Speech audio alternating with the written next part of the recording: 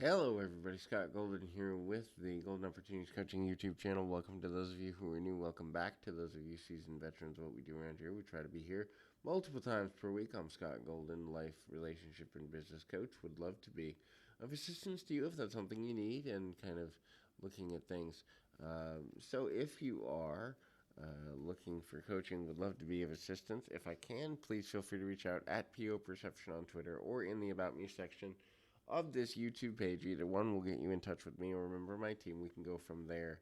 The first thing to consider is, um, um, you know, at the end of the day, are you an ambivert? Ambivert are people that kind of switch back and forth depending on surroundings between being an extrovert or an introvert. And so there's a lot more talk about ambiverts than there's ever been before because we're learning more about human nature. We're learning more about how people relate to each other.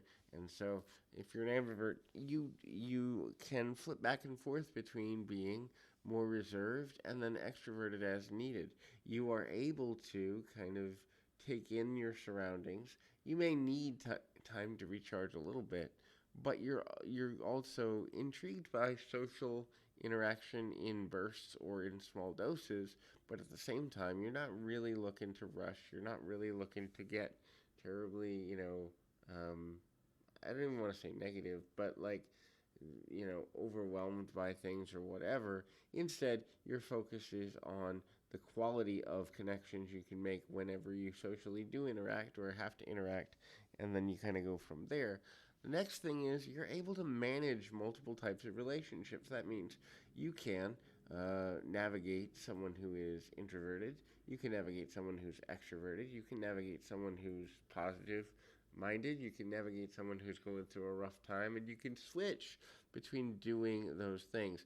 The ambivert is almost like being emotionally ambidextrous. So, switching to the needs of a person in front of you and filling those needs is something that you do pretty regularly, pretty, maybe not easily might be the wrong word, but doing it without a bunch of drama or a bunch of hardship on your part, and you're comfortable in doing it.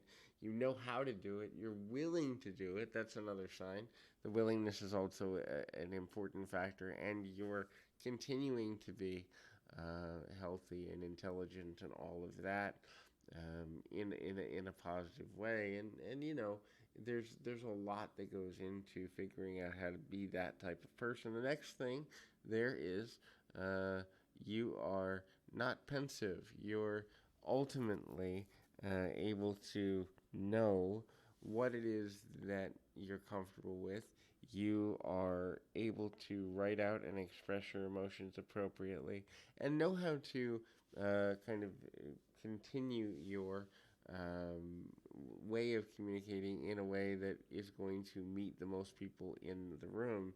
This may mean that you are able to isolate people in a group that need more emotional attention without burning yourself out. It also may mean that you can kind of navigate going between different styles of people, different social connections in a way that's healthy for you, smart for you, leads you in a positive direction, but at the same time doesn't ultimately lead you to regret your decision or anything like that. And when we begin to understand the value of doing that, then we can make more connected, meaningful, and longer term decisions and know how to do that in a way that benefits all parties in a social dynamic. The next thing is your active listening skills are a thing that people talk about on a consistent basis as being something that draws them to you.